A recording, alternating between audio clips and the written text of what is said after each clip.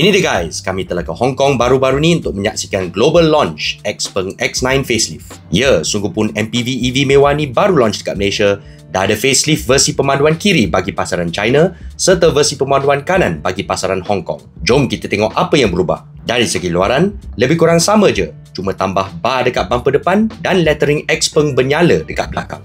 Ada rim baru dengan self-leveling hub. Maksudnya logo Xpeng tu tak berpusing dengan tayar. Dia kekal tegak macam Rolls-Royce. Apa lagi yang baru? Pintu depan kini soft closing. Pintu peti sejuk sekarang dibalut dengan material lembut. Baris ketiga sekarang ada 2-point ISOFIX dan bagi baris tengah, Swiss tingkap dan skrin bumbung sekarang dah tukar jadi Swiss physical. Sebelum ni panel sentuh.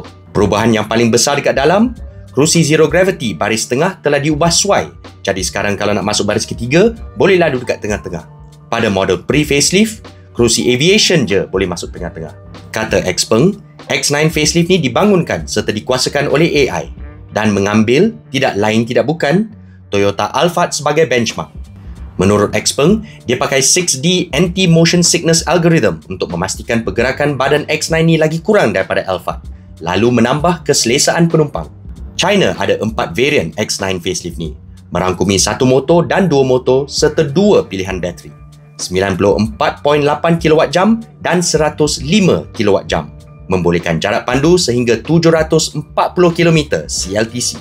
Memandangkan Xpeng X9 pre-facelift baru sampai dekat Malaysia pada bulan Mac yang lalu, version facelift ni tidak dijangka sampai dalam masa terdekat.